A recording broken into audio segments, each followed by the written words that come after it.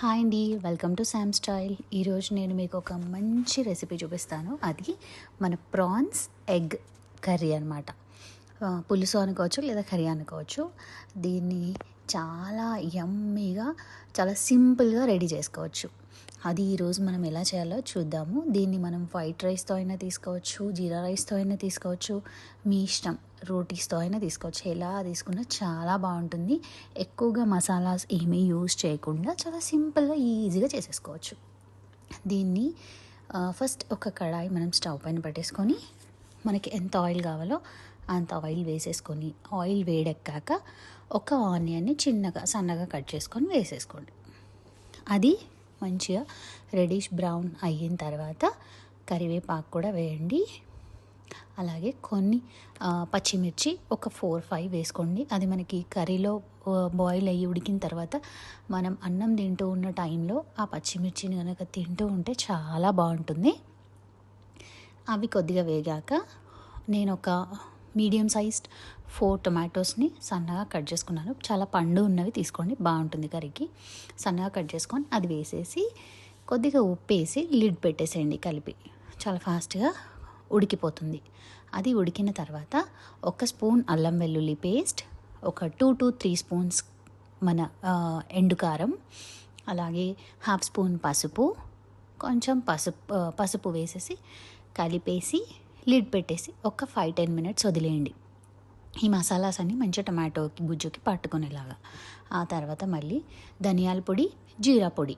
ఇక్కడ నేను ఒక జీరా పొడి మాత్రమే వేసాను. ధనియాల పొడి మిస్ అయిపోయింది క్లిప్. సో ధనియాల పొడి అండ్ జీరా పొడి 2 వేసేసి కొంచెం ఫ్రై చేసి కాస్త వాటర్ వేయండి. మనకి గ్రేవీలాగా కావాలి కాబట్టి కొంచెం వాటర్ వేసుకొని మళ్ళీ ఒకసారి సాల్ట్ చెక్ చేసేసుకొని కలిపి లిడ్ పెట్టేసి ఒక 5-10 మినిట్స్ బాయిల్ చేయండి. అది మనకి బాయిల్ అవుతూ ఉంది అన్నప్పుడు మనం ప్రాన్స్ని బాగా క్లీన్ చేసుకొని దాంట్లో ఉన్న వెయిన్స్ ఉంటాయి కదా, అవి నీట్గా క్లీన్ చేయండి. తీయించేసేసి దాన్ని ఒక 10 మినిట్స్ వాటర్లో బాయిల్ చేయండి. జస్ట్ అదేం కుక్ అవ్వని అవసరం లేదు. జస్ట్ ఊరికే అలా హాట్ వాటర్లో బాయిల్ చేయండి 10 మినిట్స్ అంతే. ఆ బాయిల్ చేసిన దీన్ని వాటర్ తీసేసి ప్రాన్స్ని ఈ కర్రీలో వేసేయండి.